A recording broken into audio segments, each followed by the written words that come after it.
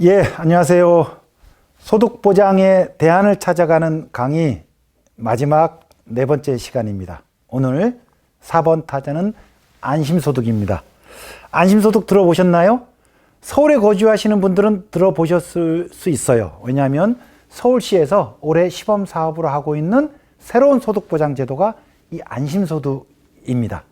그런데 사실 안심소득이라기보다는 원래 이름은 제가 영어로 말씀드릴 수밖에 없는데 네거티브 인컴 텍스예요. 그래서 한국에서 이 네거티브 인컴 텍스 방식을 소개하거나 주장하시는 분들이 있는데 이름이 다 달라요. 그래서 이거를 그냥 번역해서 부의소득세라고 말씀하시는 분도 있고 공정소득이라고 말씀하시는 분도 있고 저는 음소득세라고 얘기하고요. 오세훈 시장은 안심소득이라고 얘기하고요. 정의당 심상정 후보는 시민최저소득이라고 이름을 하고요. 그래요. 지금 말씀드린 이 다양한 이름들의 소득보장 제도가 같은 겁니다. 원래 영어 이름이 네거티브 인컴 텍스 혹은 NIT 약자로 이제 불러지는데요. 왜 그런지 모르겠어요. 굉장히 다른 소득보장 제도인데 많은 사람들이 그거를 기본소득이라고 부르고요. 요거는 같은 건데 다 다르게 불러요. 왜 그럴까요? 저는 기본소득이라는 담론이 갖고 있는 정치적 에너지 때문이죠. 그래서 가능한 기본소득이라는 상표를 쓰고자 하고 이 안심소득은 기본소득보다도 훨씬 늦게 지금 논의가 시작됐습니다. 이제 막 논의의 장으로 들어오고 있어요. 특히 정치권에서 먼저 이 카드를 불러오고 있습니다. 그러니까 정치인들이 다 자기의 브랜드를 만들고 싶어 하잖아요. 그래서 이름을 다 달리하고 있는 겁니다. 자, 이 4번 타자 얼마나 주목할 만한 것인지 살펴보도록 하겠습니다. 이 안심소득, 제가 그냥 NIT라고 하겠습니다. NIT는 현재 소득보장 제도와 완전히 다른 겁니다.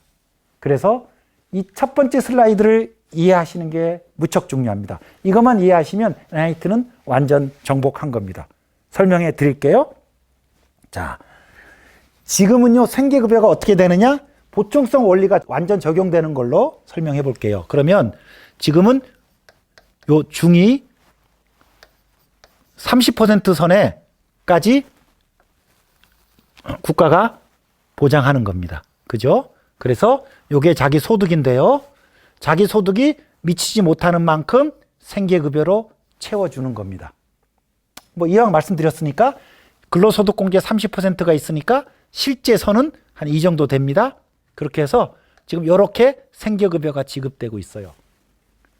보충성 원리입니다. 보충성 원리는 뭐죠?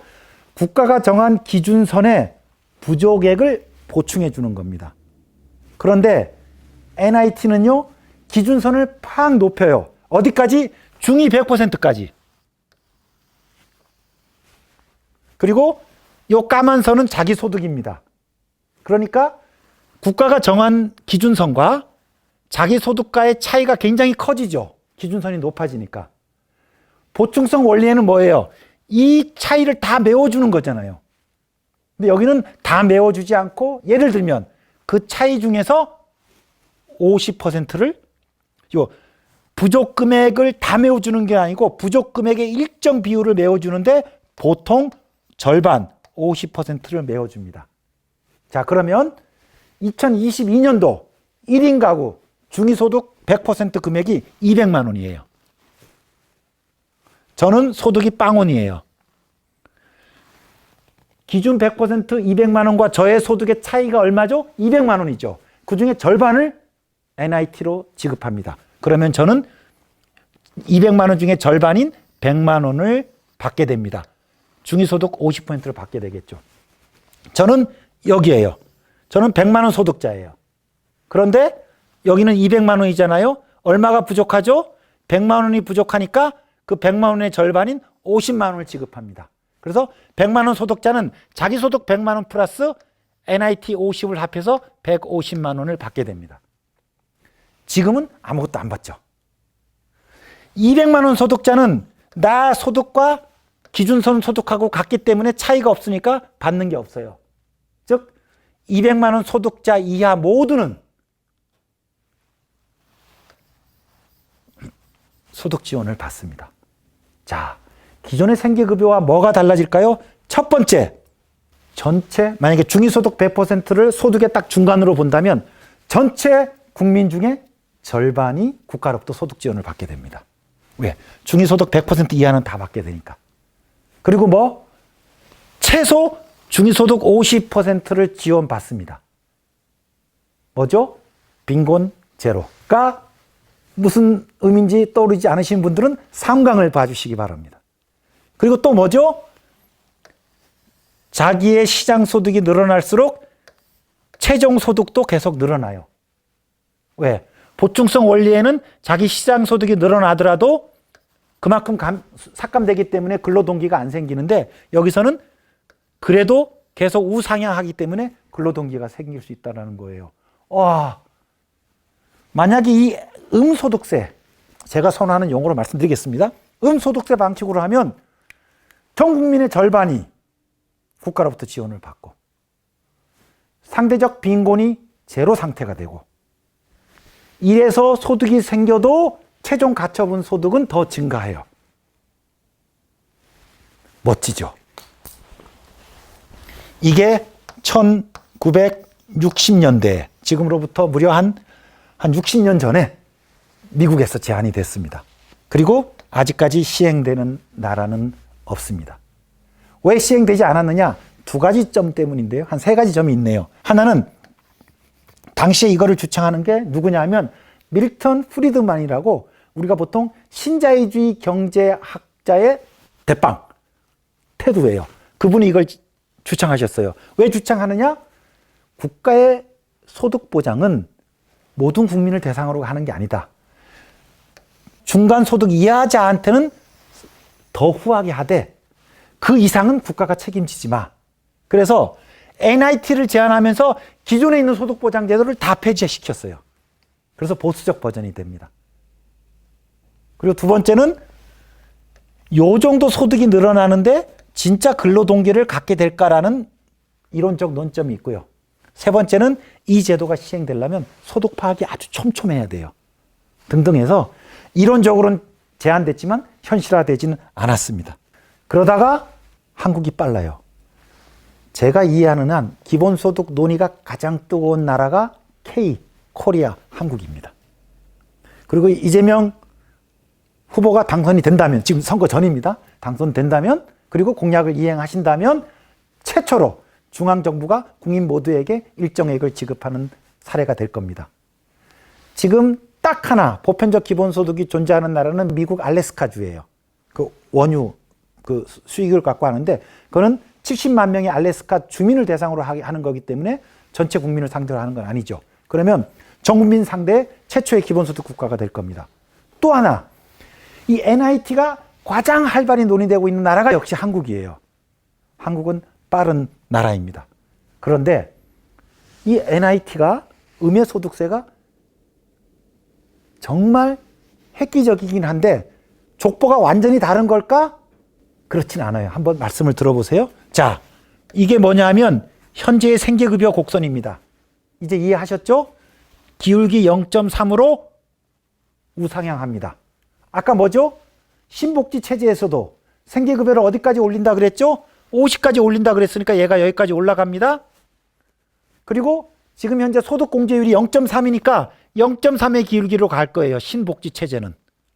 그런데 30% 소득공제 갖고는 근로동기가 안 생길 것이다. 그래서 지금 이번 대선 때 시민사회단체에서 내건 공동요구안이 중위소득 50으로 올리고 소득공제율을 50으로 올리라는 거예요. 그러면 중위소득 50에 소득공제 50 곡선이 나옵니다. 이게. 즉 뭐냐면 기존 생계급여 강화 모델에서 소득공제 30을 50으로만 올리면 요 빨간 곡선이 된다는 겁니다. 머리에 잠깐만 기억하고 계세요. 이 빨간 곡선을. 이건 뭐냐? 기본소득이에요. 자, 요 까만 선이 자기의 시장소득이고요. 모든 국민에게 기본소득을 100만 원씩 지급하겠습니다. 그럼 어떻게 됩니까? 모든 사람들이 100만 원 늘어나니까 이 초록색의 소득이 생겨납니다. 근데 기본소득은 뭐예요? 모두한테 동일액을 지급하되 세금을 매기겠다는 거거든요. 자, 그러면 모두에게 100만 원을 지급하고 그 자기 소득의 절반을 소득세로 과세해 보겠습니다. 즉 50% 소득세를 모든 사람에게 적용하는 거예요. 그러면 이 사람은 자기 소득이 요만큼이니까 이만큼을 소득세로 낼 것이고요. 이 사람은 자기 소득이 요만큼이니까 이만큼을 소득세로 내게 될 겁니다. 이만큼만큼 낮아지면 최종 가처분 소득은 소득세를 과세하기 전에는 녹색인데 소득세를 과세하게 되면 그만큼 최종 가처분 소득이 들어서서 이 빨간 점선에 기본소득, 최종 가처분 소득선이 나옵니다.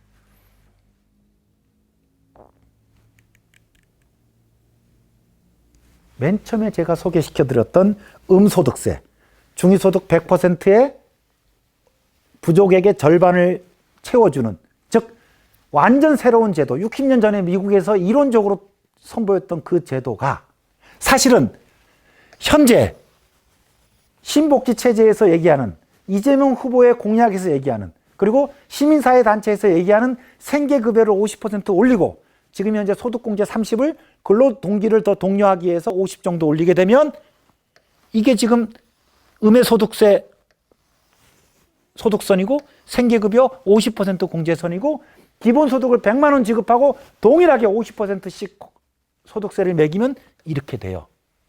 뭐죠? 같습니다. 그래서 이 선이요, 음해소득세, 생계급여 강화, 기본소득이 같게 됩니다. 그리고 뭐가 달라지느냐? 기존의 저소득층 소득보장은 보충성 원리였어요. 그러니까 근로동기가 생기지 않았어요. 지금 뭐예요? 급여 수준을 높이고 그리고 50%만큼은 자기 소득에 추가로 갖게 함으로써 근로동기까지 갖게 하는 거예요. 그래서 부족분의 절반을 지급한다는 의미에서 그 명칭을 지급률이라고 바꿀게요. 음해소득세에서는 지급률 50%이고요. 생계급여에서는 소득공제율 50%이고요. 기본소득에서는 소득세율 50%입니다. 자, 소득보장의 새로운 대안 2번 타자, 3번 타자, 4번 타자. 2번 타자가 누구였죠? 기본소득이에요. 100만 원 지급하고 50% 과세하면. 3번 타자가 뭐였죠? 신복지체제 생계급여 강화 아니었어요. 중위 50으로 올리고 공제율을 50으로 올리면. 그리고 4번 타자 안심소득이 애초 기준소득 100%에다가 부족분의 50%를 지급하는 거예요. 같아요. 2번, 3번, 4번이 현행 소득보장의 사각지대를 없애겠다. 아예 배제되는 사람이 없도록 하고 급여의 적정수를 유지하겠다고 했는데 알고 봤더니 셋이 한 곳으로 모일 수 있어요. 그리고 그 원리는 보충성에서 지급률로 바뀌는 겁니다. 요 NIT가 보수 진영에서 시작했다고요? 그랬어요. 그 이론가가 제안했으니까. 하지만 실질적으로는 같을 수 있습니다. 자, 여기서 저는 진영을 떠나서 족보를 떠나서 실질적인 건 뭐예요? 소득보장의 사각지대를 없애는 게 목표이기 때문에 그 목표만 도달할 수 있다면 세 개의 대안이 저는 같이 한 지점에서 수렴 합류할 수 있다고 생각합니다. 실제로 정치적으로 그런 일이 벌어지고 있어요. 이분은 이거를 니트라고 불렀는데요. 말을 공정소득이라고 불렀어요. 국민의힘 대선 후보 경선에서 탈락하신 유승민 후보의 소득보장 공약이 NIT였어요. 바로 이 앞에 봤던 그림입니다. 서울시에서 올해 실험하고 있는 안심소득이 바로 음소득세예요. 올해 대선에서 정의당 심상정 후보가 시민체조소득으로 누구나 100만 원을 보장하겠다고 했는데 이제 이거 뭔지 아시겠죠? 바로 그 NIT예요. 그래서 서울시, 정의당, 유승민 다 같은 내용을 하고 있습니다. 즉 보수당이나 진보정당에서도 수렴하고 있다는 거예요. 그런데 논점이 있겠죠. 뭐냐? 그래서 음소득세는 아직 시행되고 있지 않은 제도이다 보니까 앞으로 풀어야 될 논점들, 과제가 있어요. 처음에 뭐냐? 애초는 뭐예요? 애초 NIT는 들어오면서 기존의 복지를 다 날리는 거였어요.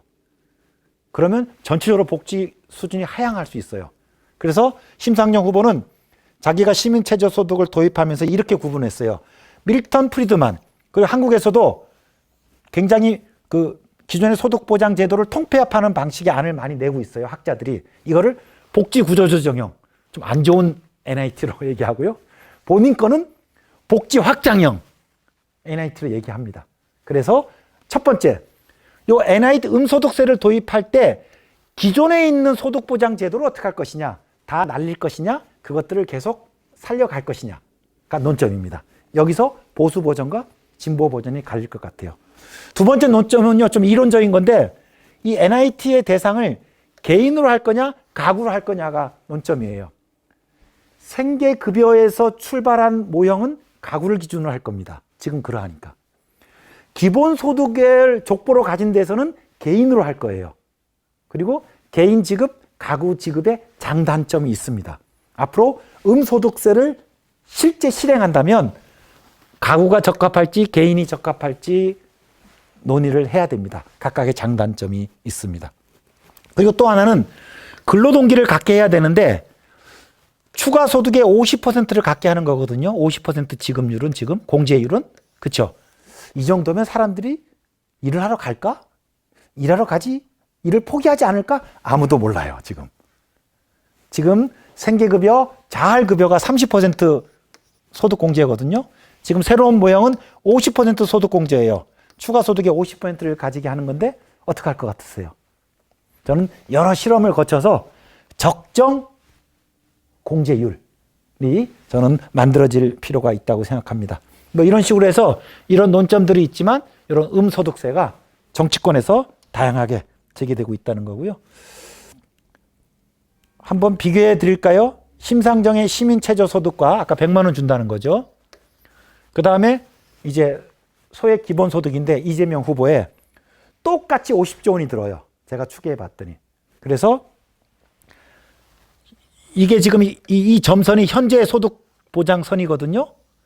그러면 이재명 후보가 모든 국민에게 1년에 100만 원, 월 8만 원 지급하는데 50조가 들어요.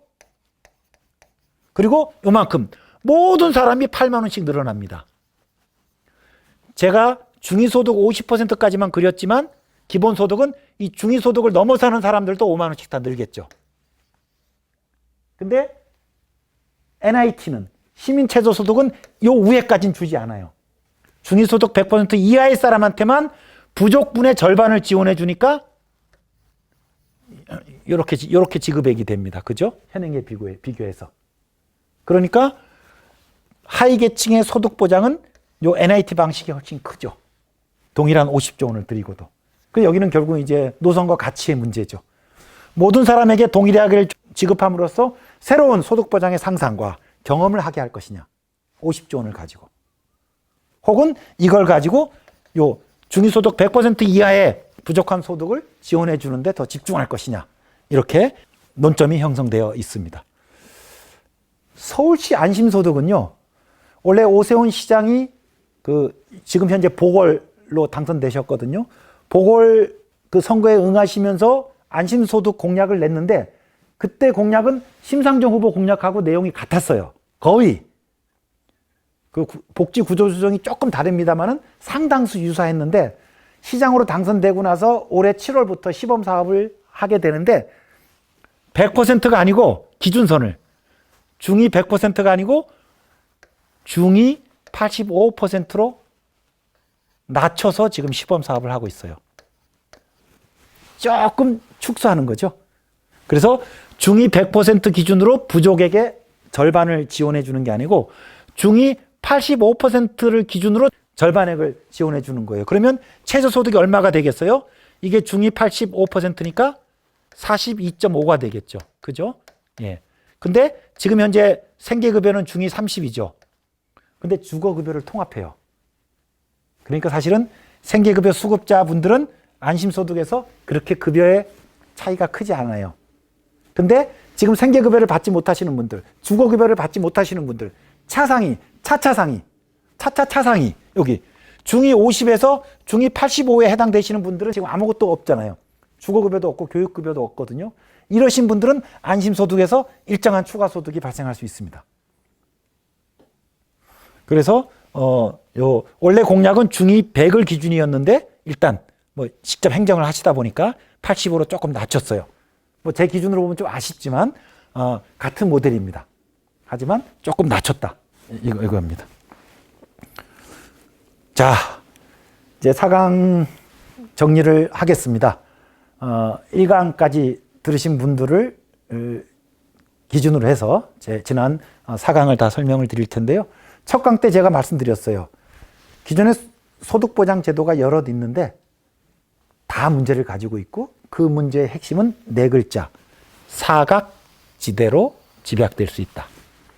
그리고 사각지대는 두 가지 측면으로 아예 탈락하는 배제의 문제와 수급권은 가지고 있지만 급여가 불충분한 문제를 가지고 있었다는 거고요. 사회수당을 예를 들면 연령 집단에 한정되어 있어요. 우리가 돌봄수당, 농민수당, 참여수당 등 앞으로 여러 가지 사회적 역할에 대한 수당이 지원돼야 되는데 아직 그건 없거든요. 수당이 연령 집단에 한정됐다는 한계. 사회보험 뭐예요? 고용을 기반으로 하다 보니까 불안정한 취업자들이 광범위한 사각지대에 있다는 한계. 사회부조는 뭐예요? 지금 현재 빈곤율이 16%인데 생계급여를 받는 사람은 인구의 3%, 150만 명밖에 안 돼요. 국가가 16명이, 100명 중 16명이 빈곤하다고 얘기하면서 세 사람만 지원해주는 이런 지금 불일치가 있는 거예요. 사회부조에서는. 그래서 이런 배제와 불충분의 문제를 해결하는 소득보장의 대안이 필요하고, 그건 뭐예요?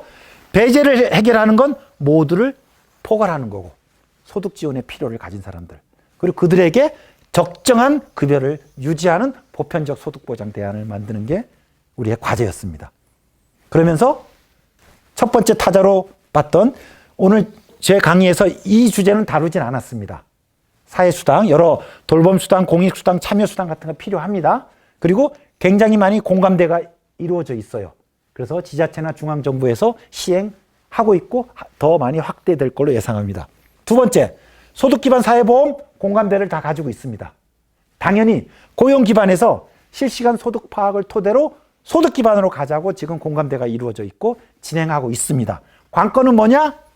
실시간 소득 파악을 해야 되는데 그 실시간 소득 파악의 의지를 얼마나 강력히 갖고 있을까? 왜냐하면 실시간 소득 파악이 되면 소득 기반 사회보험이 완성되는데 이거에 따른 이해관계의 차이가 있습니다. 제가 사용자라면 이거 별로 좋아하지 않을 겁니다. 제가 국가라면 이거 별로 좋아하지 않을 겁니다. 왜? 앞으로 급여를 받을 개연성이 높은 사람들이 들어오거든요. 이분들이 내는 보험료는 작은데 실업급여를 받아갈 거예요. 즉 뭐냐면 굉장한 재정의 확대가 필요합니다. 그러면 기존 가입자들도 보험료를 더 내야 되겠지만 사용자도 더 내고 국가의 지원액도 늘어야 돼요. 따라서 저같이 이제 복지단체에 일하는 사람들은 빨리 가라. 불안정 취업자들은 빨리 소득 기반으로 가자고 얘기할 수 있는데 이해관계를 가지고 있는 기획재정부, 사용자 집단들은 천천히 그게 어디에 반영되느냐? 소득 파악의 속도입니다. 제가 1강에서 소득 파악의 속도에 제가 기대에 못 미친다고 말씀드렸는데 아까 그런 이유로 소득 파악이 그렇게 빨리 가고 있지는 않습니다. 하여튼 간에 방향은 맞아요. 그래서 지금 사회수당은 앞으로 발전할 것이고요. 사회보험에서는 전국민 고용보험을 저희가 1강에서 찾아봤고 살펴봤고 소득 기반 사회보험으로 갈 겁니다. 소득 파악의 속도가 문제다. 세 번째가 여기예요. 하위계층 소득보장인데 지금은 생계급여, 근로장려금, 실업부조 각각 운영되고 있는데 현행제도를 혁신하자는 현행체제 강화안이 있었고 모두에게 동일액을 주는 기본소득이 있었고 그리고 NIT 음소득세 안심소득 방식의 2번 타자, 3번 타자, 4번 타자가 있었습니다. 그리고 제가 4번 타자를 소개할 때 말씀드렸죠. 어쩌면 2번 타자, 3번 타자, 4번 타자가 하나의 팀으로 구성될 수 있을 것이다. 그렇게 되면 무엇이 구현됩니까? 누구든지 중위 50%까지의 소득을 확보하는 상대적 빈곤 제로인 대한민국. 그리고 국민의 절반이 국가로부터 소득을 지원받는, 즉 시장 소득뿐만이 아니라 인구의 절반이 국가로부터 사회임금을 받는 그런 나라. 그리고 그 지급이 자신의 소득 부족분의 일정 비율로 계속 지급되기 때문에 일정한 소득 보장의 형평성의 가치가 수립되는 나라. 그리고 또 뭐예요? 계속 이 국가에만 의존하면 안 되잖아요. 그래서 자신의 일을 하면서도 국가로부터 소득 보장을 받으면 가처분 소득이 더 늘어날 수 있는, 그래서 소득 지원과 근로 동기가 같이 갈 수 있어서 경제 발전에 순기여할 수 있는 그런 소득 보장. 너무 멋지네요. 그죠? 이렇게 지금은 새 선수가 각축전을 벌이고 있지만 언젠가는 이게 하나의 소득보장 대안으로 힘을 합쳐지기를 바랍니다. 기존의 보충성에서 지급률로, 그리고 빈곤이 제로인 대한민국으로, 그런 나라로 가기를 바라고요. 제가 1강에서 지난 2년 동안 복지 영역에서 가장 활발하고 가장 기대를 가지고 있는 논의가 어떤 주제냐? 제가 소득보장이라고 얘기했습니다. 대선에서는 이게 그렇게 지금 뜨겁진 않은데요. 코로나 이후에 지난 2년 동안 정치권, 학계에서 이런 논의가 진행되고 있고요. 서울시에서는 안심소득이 이미 시범 사업으로 시작되고 있습니다. 앞으로 이 강의 시청해 주신 여러분들 이런 2번 타자, 3번 타자, 4번 타자 염두에 두시고 소득 파악의 과제 계속 주목해 보시면서 한국의 소득 보장이 지금의 사각지대를 해결하고 다음 단계로 갈 수 있기를 계속 지켜봐 주시고 힘써 주시기를 바랍니다. 저는 내가 만드는 복지국가에서 활동하고 있는데요. 저희 복지시민단체도 열심히 노력하겠습니다. 4강 시청해 주셔서 감사드립니다.